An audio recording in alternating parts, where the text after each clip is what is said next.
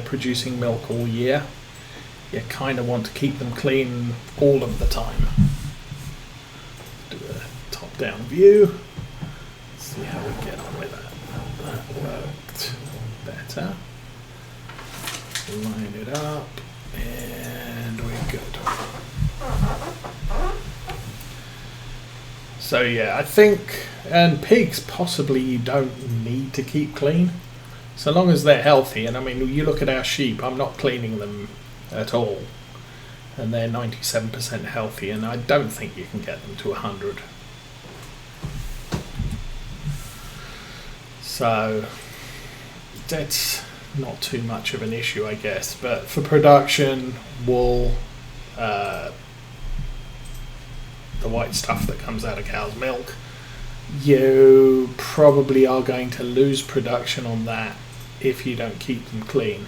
You may also lose production on slurry or manure. Again, not sure. But it depends how deeply you are relying on your manure and slurry to fertilize your fields. Even on law folds, it was sort of maybe one field a year was animal fertilized, and all of the rest was fertilized from the BGA.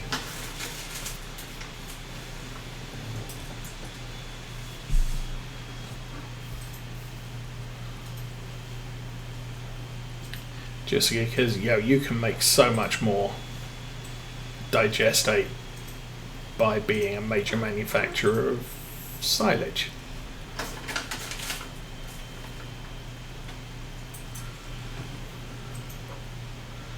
That's actually not something I tried to do with longer time.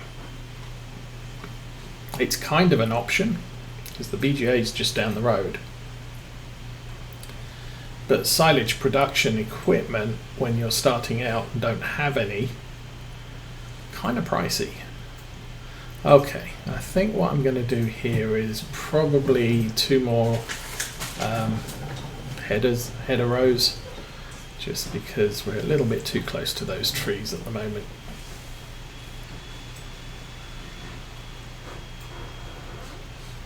This actually might be the more efficient line to take on this field, because now it's longer this way than it is the other way.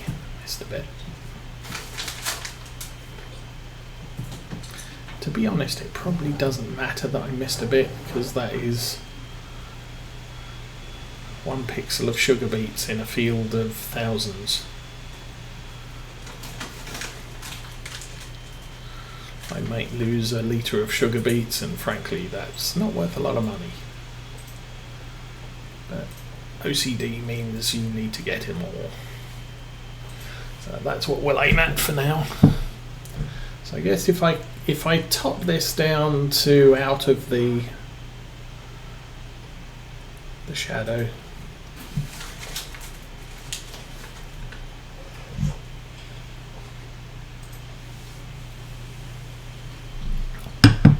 or just go this way entirely.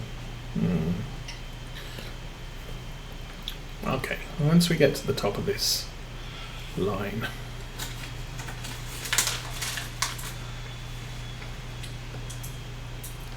I'll see where we are, what the field shape looks like. Figure from there. So, wrong button, that button. So yeah, the width of 16 is much less than the height of 16. So we're currently running the longer edge. That'll take fewer turnarounds to do. So I'll run round the pole or straight through. I think the pole's not there. Yeah. So I'll run this along the edge. Missed a bit. Of course I did, because why not? Then what I'll do is I'll run a straight line along the rows when I get back to the other end, and clear out the triangle and then do the rest of the field normally.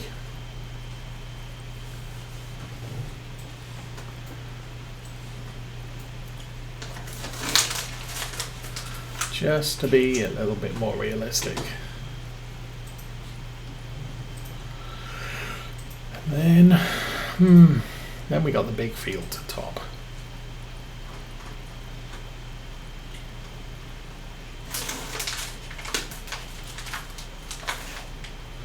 That's kind of the problem with sugar beets. You don't want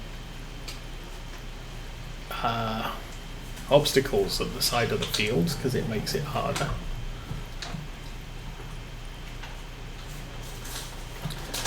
But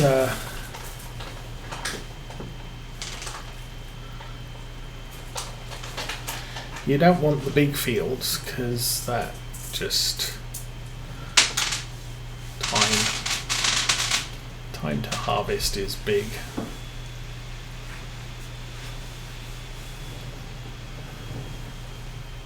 Then again, if we were worried about time, we'd be doing soybeans all the time.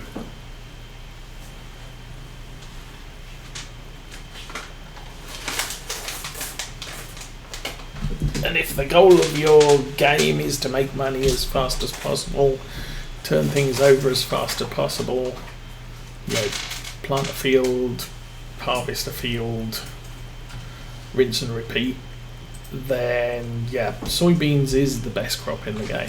But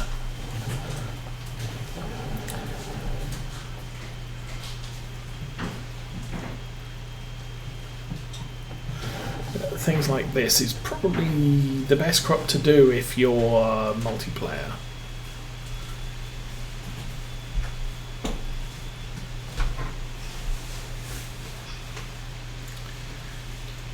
I mean, you get one guy out topping, you get this far, and you get the harvester started, and 2 or 3 people carting, and it probably wouldn't take too long, and you'd make a lot of money.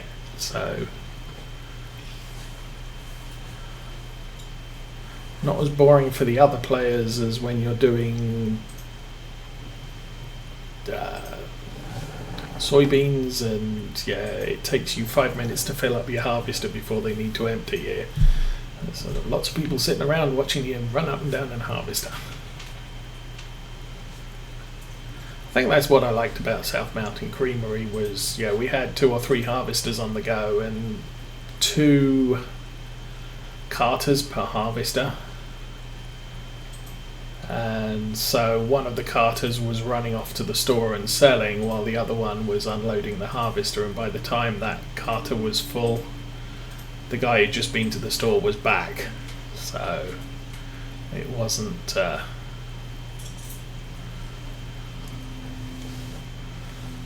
like nobody had anything to do. It was just keep doing it and you get the thing done. Missed. Back up.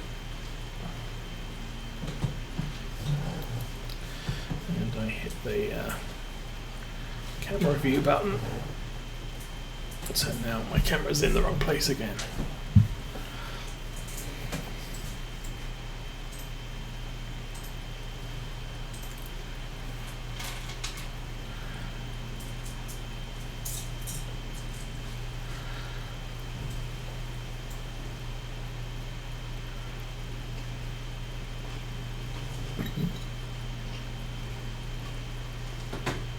Yeah, and yeah, I have done. I'll use a an auger wagon on field with semi trucks or larger carts off to the side. I mean, there's still. I'll put it back on worker for a minute.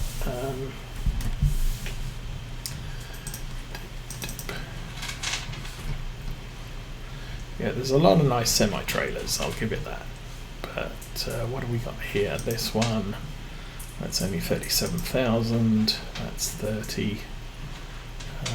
What's that big Metal Tech? 44,000. So I've got a 44,000 tipper there. The Marshall's only 21, Lizard's small. That's full size, 46,000 litres. That one's a little bit smaller at 40. That would be a good cart to have on this farm. And then we're in or either of those actually, 25 and 22. But then you've got these semi-trailers which are 40. We've got that at 48. Where's the Optaliner, 79,000. So these are getting on for big. And obviously this is 60, but you can only put grains in it, you can't put potatoes in it. That's 59. So you can get some good size semi-trailers, but you can also get some good sized tractor haul trailers.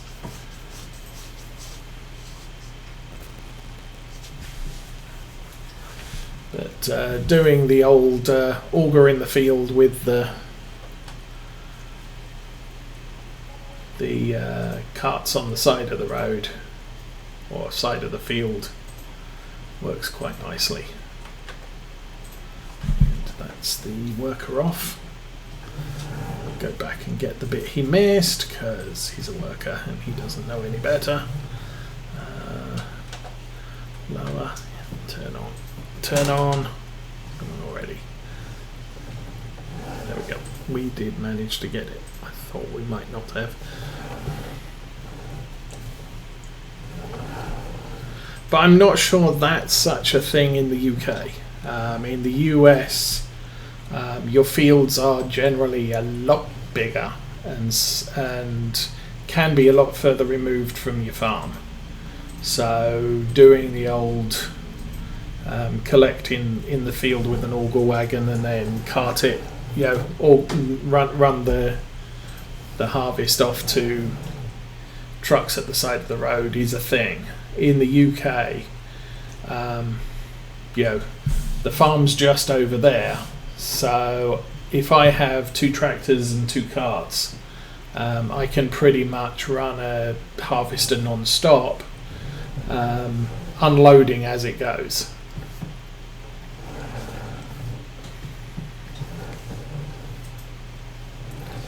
But economies of scale, plus getting a semi-truck up and down a farm track in the UK isn't the easiest of tasks. So there's might have been a missed bit right in the middle of the field as well. I'll try and get most of this.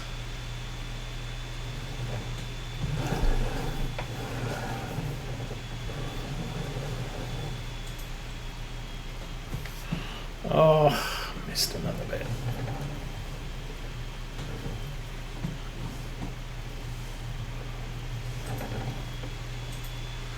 Okay, go, go, go. Looks like there's a tiny piece right about there. Nice. Turn it on, we'll chop that one. Okay, so now we've just got this big block in the middle.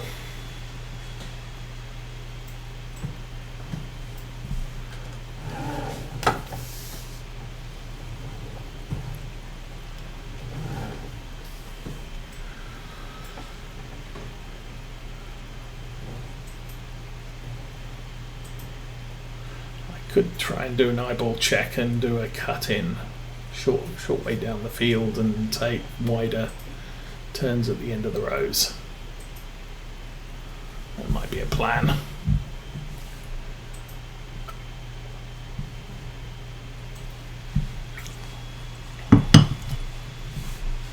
That is a trick I've seen a number of real life farmers doing.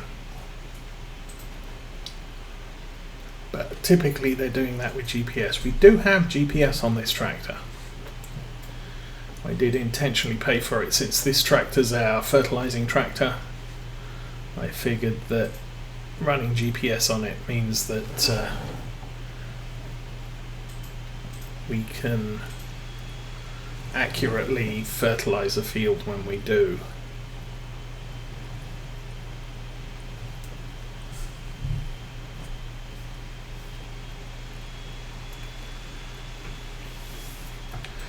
seen a farmer doing this type of thing with what is it, baler. But that's easier because you're running windrows. He's just not running every windrow, he's running alternate windrows and then coming back down the field and doing the ones he missed.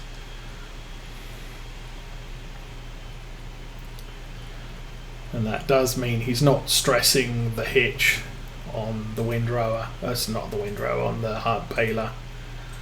And he can just keep the tractor in drive and just keep going.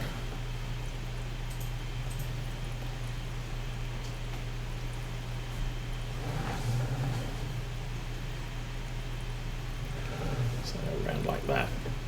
Tree gets in the way, but we're good, and we're back online for the next row.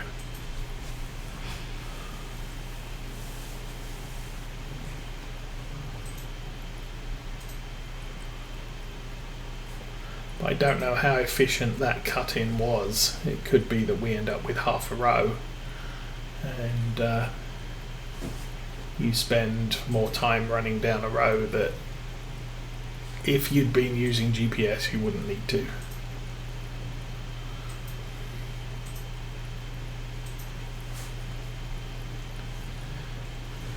This is going good. How are we doing? We're 9 o'clock in the morning, game time.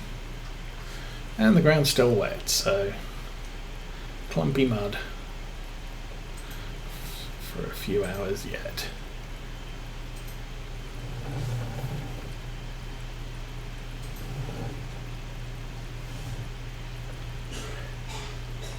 Oh. I think we'll probably get most of this field done manual. It's 20 to lunchtime. Real world time, so we'll see how we do.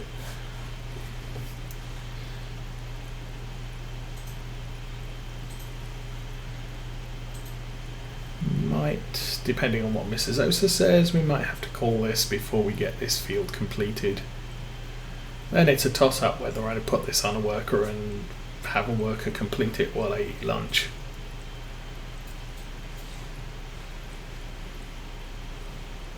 But we've still got another field to do, some silage to sell, and a whole batch of harvesting equipment to move over to the sunflower field. And at least get it set up and ready to go for when the crop's dried out. I've got no worries that the crop will dry out before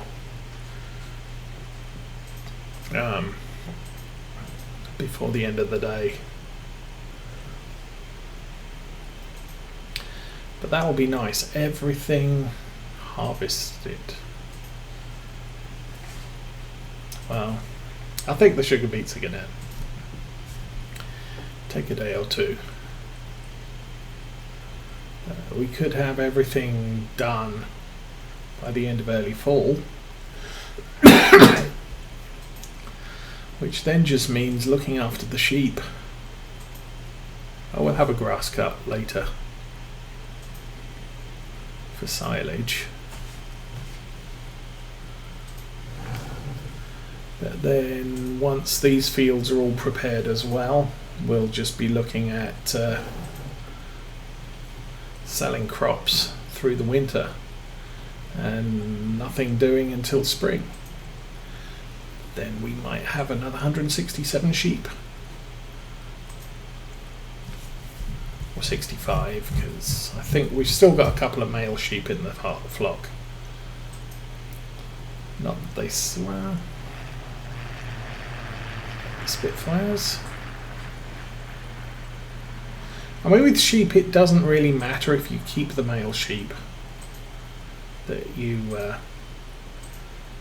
that the flock produces, because they're still producing wool, but they don't produce more sheep, just the female sheep produce more sheep. So if you try to maximize breeding, then you want to keep all of your female sheep, and you can get extra income by selling the male sheep. With cows there is really no point in keeping the male calves, because They don't produce milk, and you've got the cows specifically for milk. Yeah, see, there's 2 rows there, which bit of a waste of a drive up and down the field, but obviously we're going to have to take time out to do that. So yeah, my usual recommendation is when you start on milk production cows, you sell the male cows once they get fattened up a bit and are worth some money. Obviously don't sell them straight off the bat, because they're not really worth anything as just born calves, but fatten them up for a couple of months, sell them over the summer maybe, and then keep the females, because they're going to add to your milk producing herd, which is why you're doing cows if you're dairy production.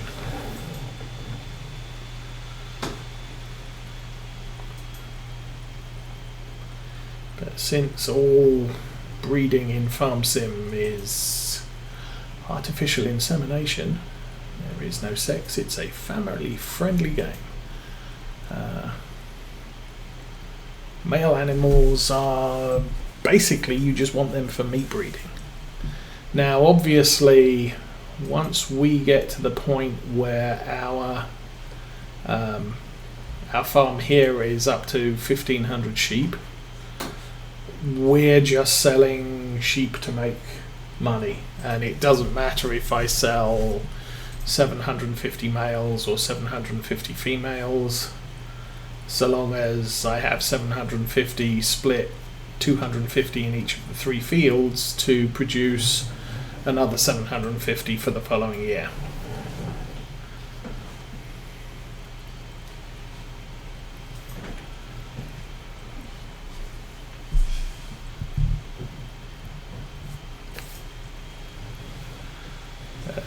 Yeah,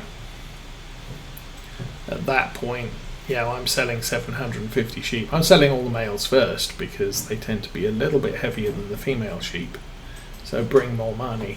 But then there's going to be a fair number of female sheep that you just sell them because I need the space for next year's younglings.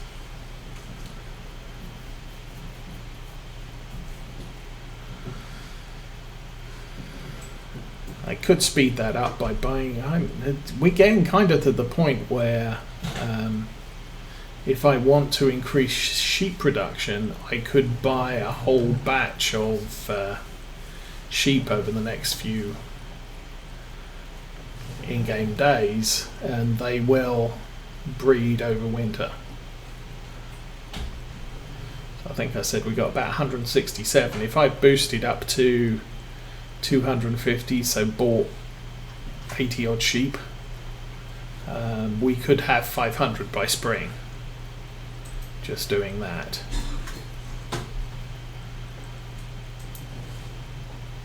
That would push us forward so that the what is it, field 6 is currently the lower pasture, which we harvest for silage and what have you. That would push us to the point where next year, well, not so much next year, because we'll just be taking on the breeding to make 500 sheep in our top field, but next fall we would have to reallocate that as a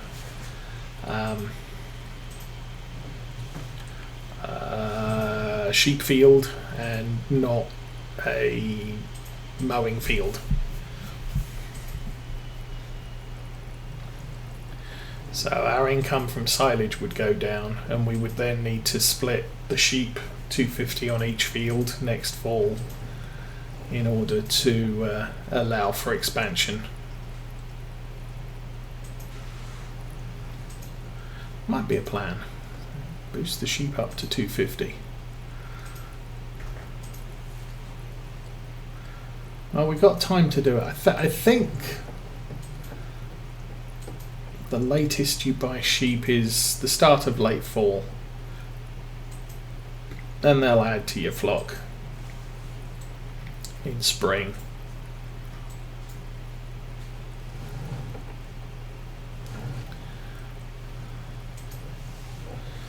we've got them. We kind of got the money for it, but I'd like to get more arable fields. So getting arable fields might be a higher priority for me than getting 70 sheep. Although sheep aren't expensive. Well, I'll do the math and figure it out.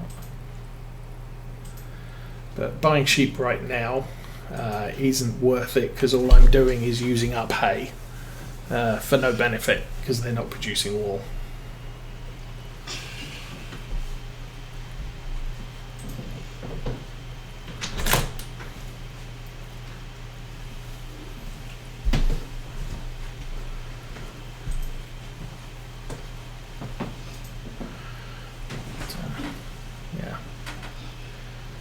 Even topping is not.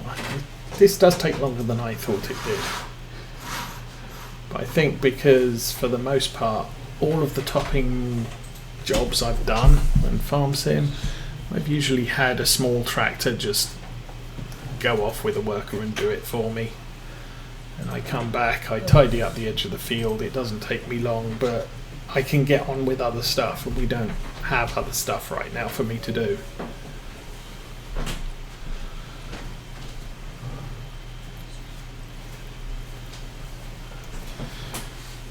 But this is going to take a while.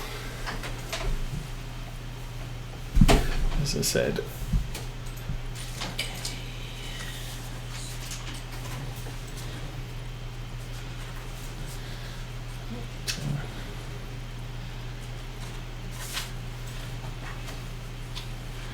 don't know, we're at 3 hours. I'll probably keep going till after 12. Get close to about 30 minutes more. Drive through the telephone pole. Might be an electric pole, not sure. UK electric lines tend to be underground, telephone lines tend to be above ground.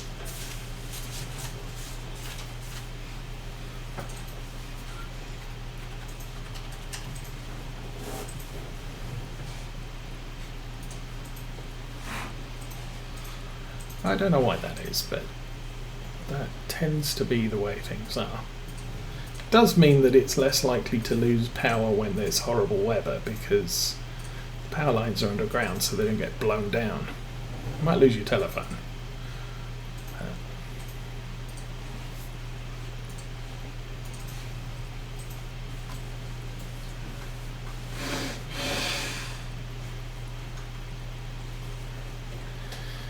Anyway.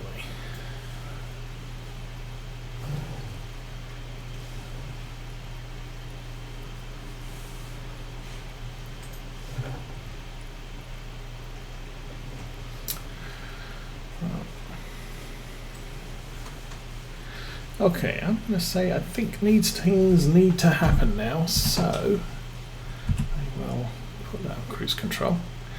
I will say thank you for watching. There may be some Good Times streams this week. I don't know when, or well, they'll be at 8 o'clock in the evening if they happen. I don't know what days they will happen.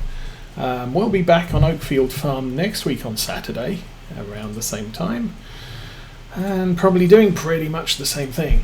But for now, have a good weekend. And anybody on YouTube watching this, like and subscribe. Follow me if you're on Twitch, but have fun, and I'm out of here.